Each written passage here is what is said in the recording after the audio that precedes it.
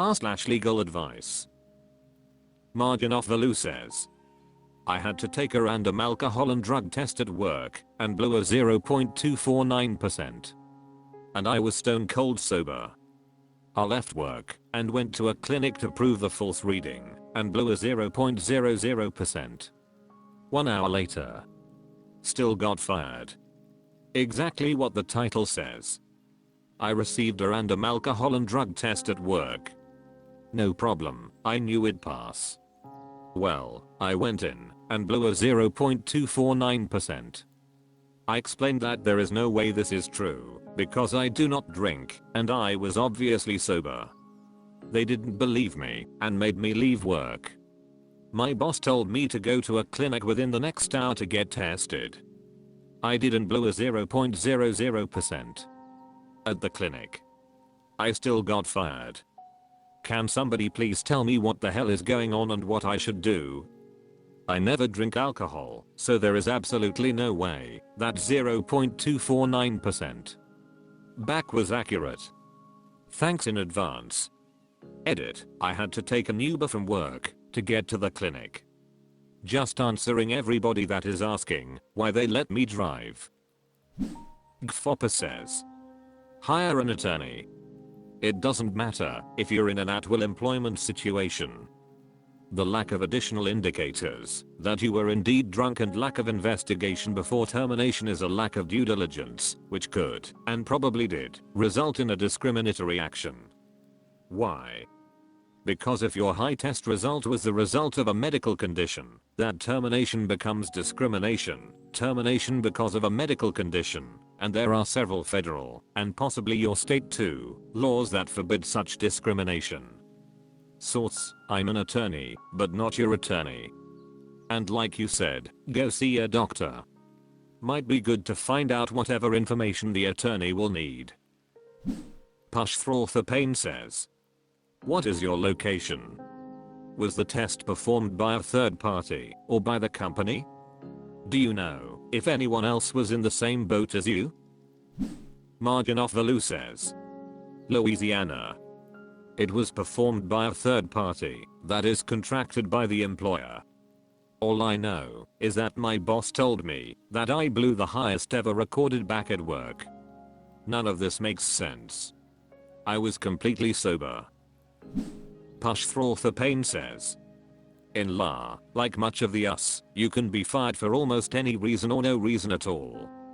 That being said, there might be cause of action against the third party and possibly even your employer.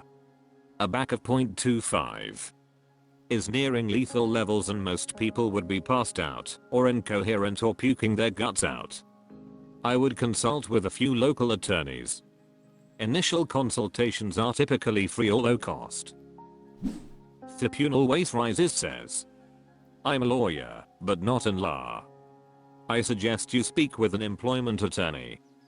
My other question, as I mentioned in another comment, is whether the person administering the first test used an alcohol-based hand sanitizer or et al. Wipe to clean off the mouthpiece. As someone who works in criminal law, I'm comfortable saying that a person with an actual back of 0.25 would, in most circumstances, be readily apparent. That is, odor of alcohol, loss of coordination, etc. The fact that law may be an at-will employment state does not necessarily mean that you're sole. Thus, I strongly suggest you talk with an law employment lawyer and get law employment advice. Margin of value says, I was stone cold sober, didn't smell like alcohol, walked myself into the testing room. Had coherent conversations with everybody. Even my fellow employees said that there is no way I was 0.249% drunk. I'm pretty sure they would know if I was. And not that I'm aware of. I did not see her use an alcohol-based wipe. r/legal advice. Coconutsmum says, my biological dad changed my name and added himself to my birth certificate without my mother's or my consent. I now have 2 birth certificates with 2 different last names. Is this an issue? My 31F, biological father added himself to my birth certificate and changed my last name. I'm not sure how he was able to do this, but when I lost my original birth certificate and requested a new one, it took 5 times before I got my original birth certificate with my mother's last name. My original, and the copy I now have, has my mother's handwriting on it and signature. My father was not there for my birth and didn't want anything to do with me until I was 7, so for the father's information it just says decline to state. In my preteen years I attempted to have a relationship with him after he very abruptly inserted himself into my life. When I was about 12 or 13 he handed me a birth certificate with his last name on it so that I could fly under his name. He works for the airlines and had family privileges. At the time I didn't think anything of it, but as I get older I get increasingly worried about having 2 birth certificates with 2 different last names. It does have the same social security number, but my mom's information is typed down, not handwritten like in the original. Apart from it bothering me immensely that his last name and information is on my birth certificate, is there anything else I should consider before shredding what I consider to be fraudulent birth certificates up? I do have a copy of the original with my mother's handwriting and the correct last name, but my concern is now, if I need a new copy of my birth certificate for any reason, I'll only get the copy with his info on it. I don't know what the Department of Health Services has on record and I have a lot going on in my life, so I'm not sure if it's worth the energy to find out. And advice would be really appreciated. Thank you, Eater. I'm married now and have a different last name than the first 2 anyway now, so I don't have to change my name for any reason. I'm just concerned I could get in trouble down the line for having 2 birth certificates with 2 different last names. I'd also prefer not to have my father on my birth certificate, but it may not be worth the time/energy. I appreciate everyone's responses. RLCHV70 says, check to see what is actually on file. The one your father gave you may be a fake. If it is not fake, then you will probably need a lawyer help you to get your name legally changed. Coconutsmum says, the only reason why I don't think it's fake is when I requested a replacement from the Department of Health, they sent me a copy of my birth certificate with his last name. RLCHV70 says, then you will need to get a family law attorney involved to change your name. They may be able to correct your birth certificate but maybe not. Computer Public 9746 says, I'm not an expert, but it sounds like your father filed a corrected birth certificate, and both are available in the health department's file. I'd keep a copy. I'm assuming that all of your other it is in the name you prefer, but if you ever need to go through a background check and are asked if you've ever used another name, you should answer that you have a birth certificate with a name you've never used. As an aside, a friend of mine always thought her name was Jane Doe. When she got her birth certificate, her first name was listed as Baby Girl. Her parents didn't name her until after the birth certificate was filed. And her last name wasn't Doe. After she was born, her father changed his name from Smith to Doe. She knew he had changed his name, but she didn't know she was born a Smith. If it really bothers you, you can go to court and have the corrected birth certificate changed.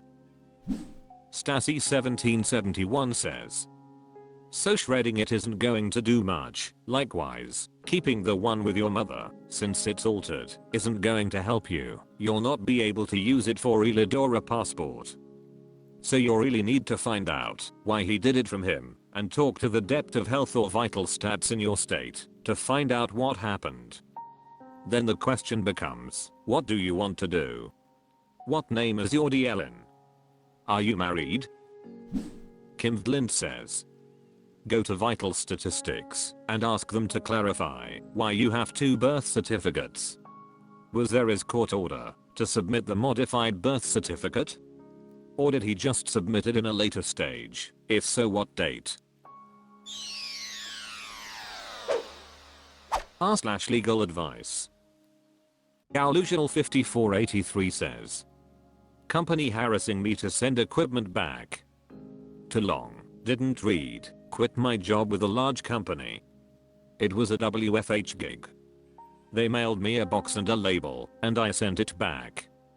Company has been mailing me letters stating they didn't receive it, and I don't know what else to do. Okay, buckle up y'all lol. So I quit my WFH job real quick. It was ruining my mental health so bad. I was doing collections for a large company, if that says anything. Anyway, after I quit they sent me a box and a return label. On 12/5 my fianc dropped it off to FedEx, and they handled it from there. A couple days after that, I got a letter in the mail from the company that I need to send my equipment back. I figured it wasn't enough time for them to receive it, scan it and etc, so I disregarded it and moved on with my life. Fast forward to today. I get another letter in the mail saying they still haven't received my equipment and I need to send it back, and if they don't hear from me within 5 days then they are referring this to their security team. After that I was officially fed up with their games, and I made a phone call to them. Was transferred about 3 to 4 times for what I thought would be a simple fix or misunderstanding. Silly me. I sat on the phone and wasted my time with these people for a hot minute. Before we ended the call, I emailed them pictures of the proof that it was sent. A picture of the FedEx receipt, proof of delivery via the tracking number and a copy of the letter they mailed to me. Then they say the asset team will contact me, cold and tell me when, and they will investigate this further. Oh. She also cold and tell me why they would bother contacting me, since they have all the proof in front of them anyway. Bottom line, I don't know what to do. This company has caused me so much stress and frustration. I'm tired of communicating with them. If they even do follow up with me again, what more can I even say? I gave them all of the info I have. Verbally and through pictures. I have nothing else. The equipment has left my hands as of 12/5. It was delivered and signed for, so it's the company's problem at this point. I did what my responsibility was. Am I wrong? If anyone has advice or any suggestions then please let me know. I'm just so stressed out and fed up with this company sitting here and trying to pull whatever they are trying to pull with me. At this point it feels like. 3 Auditor says. You have no obligation to interact with them. In other words, you can just ignore them. If you are sued, then you will need to respond. Illusional 5483 says. Well, in their eyes I'm holding on to their property and they want it back. I'm getting fed up with them, but to avoid the issue escalating I have been trying to be as cooperative as possible. If they have the proof then why keep bothering me? Judd43 says. It is probably worth sending them a final letter via certified mail and email including your receipts, telling them that you have mailed back their property according to their instructions. You consider this matter closed, and you will consider any further contact from them to be harassment. Diablo Conquizo says.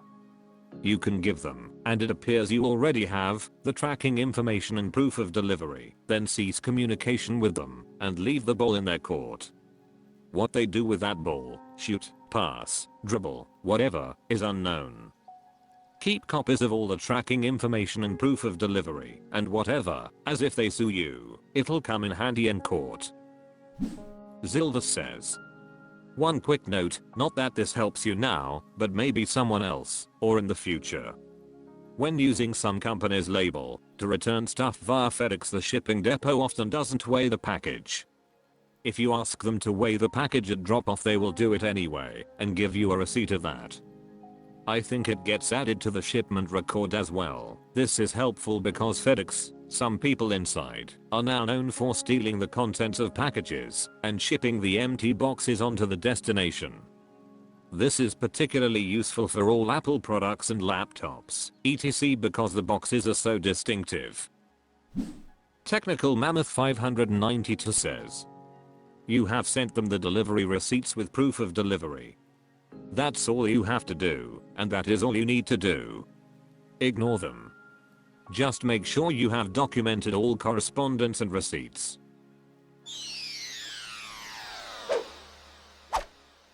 That's all for this video. Thank you for watching. Please subscribe.